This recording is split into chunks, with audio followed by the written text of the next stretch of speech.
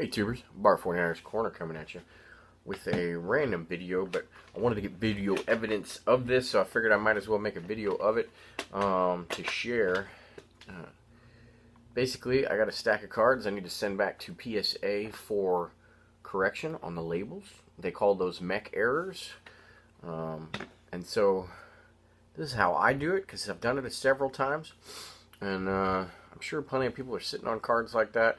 You know, they're not perfect. They do a pretty good job, of course, at PSA, but they're not perfect, and so the labels don't always get right. So I imagine some of the graders are more baseball people than football people if you send those cards in, or if you might get a football type person that's grading some baseball. So there's some mistakes that happen from time to time, and then sometimes I just haven't seen all the cards. I don't have a full explanation for it, of course, because I put the proper thing on the label all the time, because I make sure I do my homework. If you know me, I'm a big Jerry Rice collector, so all the variations of those years in that master set are pretty significant, so I got to make sure I do some homework so I know what to put on the line. But anyway, so typically what you would do, what they want you to do, is to send them a message, an email saying, hey, I got a mech error, what do you want me to do? And then they go this shitty back and forth, basically, of here's photocopied or scans of my card front and back, blah blah blah, and then you have to convince them that they're wrong. I never liked that, and it's been super slow, and so even though I've attempted that process, I've never gone fully through with it, just because it's taken forever, and it just takes them a week to respond to this email versus that email or whatever, and then I shouldn't have to convince you, if because usually they're pretty simple mess ups too. So I never liked that process, never cared for it. So the few times I've done this, and I've got an example here, what I do is I go in and I do a regular PSA submission form, and I basically set it up, and it's written down as $7 a pop. I set it up for just a reholder. And so then those are, so it rings up small, because if you were just to do a small number and do any other fee, it would be like $20 a card or something like that.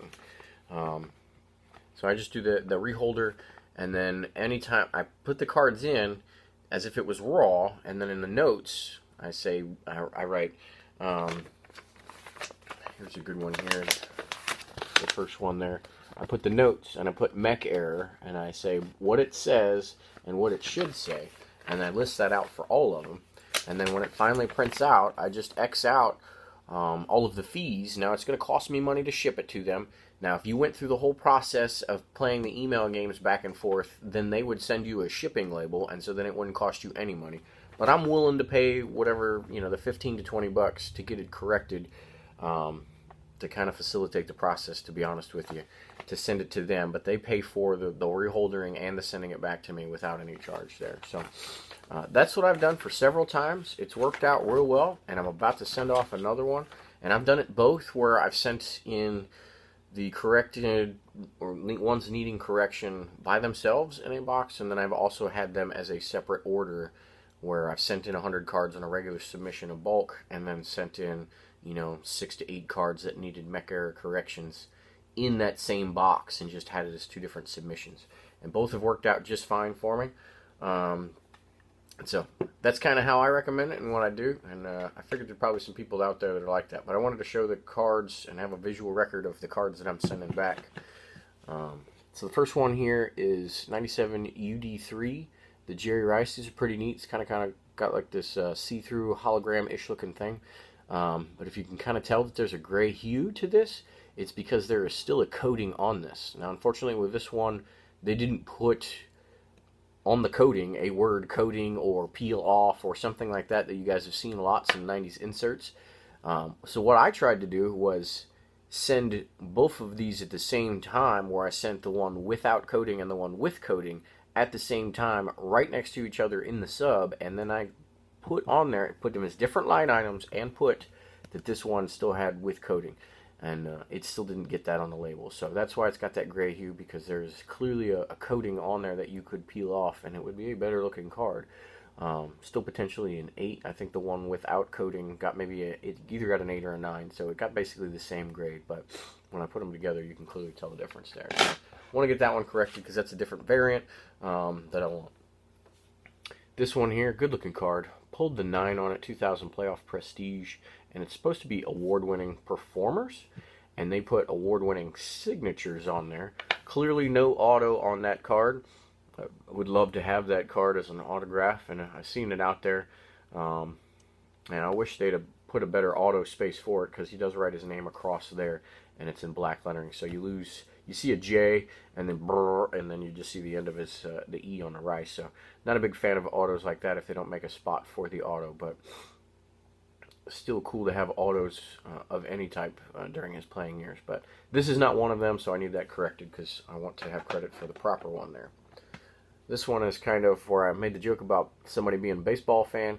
All right, 2004 Donruss Elite, Passing the Torch. Only pulled a 7. These are brutal with the centering and everything. This is numbered at 800.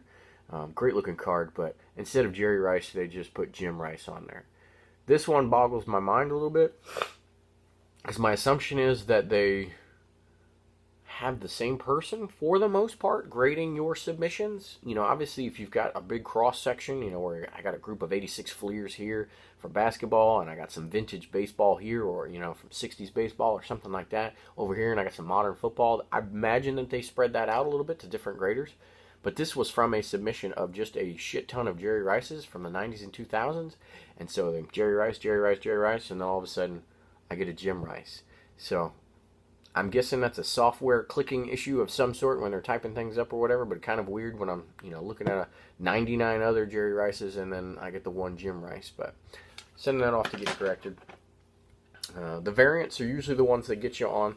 So this is a Jerry Rice 2002 Pacific Atomic. I would not have sent this card in if it was just the base card, because it would have gotten a 7, but this is the red variant, clearly. And so, you know, everything is just that's red here would be silver on the normal card. And so looking to get that one, because that's obviously, it's not numbered, but it's a much shorter print there. This one, when I try to register, because I didn't catch the error, they sent me something back saying, we don't know what the hell card you're talking about, send us pictures. And then when I sent them a picture, I kind of realized the problem at the same time, and so did they.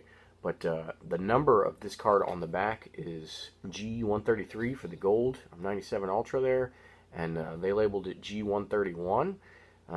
Brutal on the 5, to be honest with you, but I love me some Ultra Gold medallions. I really do.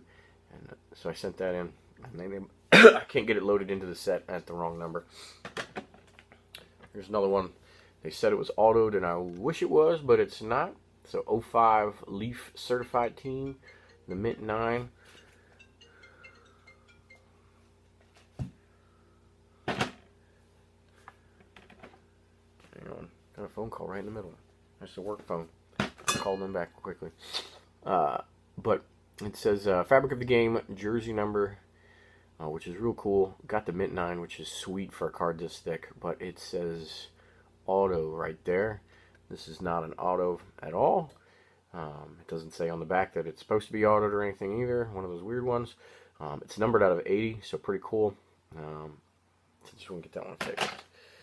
This one isn't too off from what the normal one looks like from 99 Pacific Prisms, but this one is called the Premiere Date. So if you can kind of see that there is a stamp in there, and then the numbering is what's the easiest part to give it away. Obviously the base card is not numbered to 61, which is an odd numbering set, but this one is numbered out of 61 because it's the Premiere Date variation here.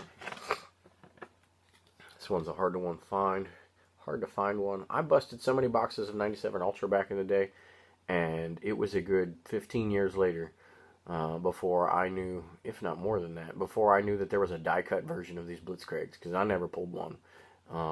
So this is the die-cut version of the Blitzkrieg. There's one where it's just, you know, normal-looking card, which is much more common, and they just gave it credit for that. I actually bought this one knowing that it was mislabeled, but I got it for the cheap and was looking to sub it back in. Alright. Pinnacle Totally Certified. It's the Platinum Red. They didn't give me credit for having the coating on that one. Alright, I have the regular red in a 10, I believe. And so I just want the extra variation there. And then here's two of your more, in my consideration, bonehead ones. Obviously the Jim Rice is a little bit odd for sure, but this one has cost me, honestly, some awards. at least one year's worth. I have the '07 Chrome Rainbow done from Patrick Willis. This is the hardest one there outside of the 101. This is the out of red 139, and sent that in. I gotta believe that most graders know what '07 Chrome looks like, and this one is clearly red and clearly not it, and they didn't give me any credit for that. So they gave it the spec number of just the regular base as well. And that's something else that you can look into as well. A lot of times you'll add these things, sometimes you don't know that it is mislabeled because you don't catch it or something if there's smaller ones, and you add it and it will, the spec number will match what it's supposed to, but the label doesn't.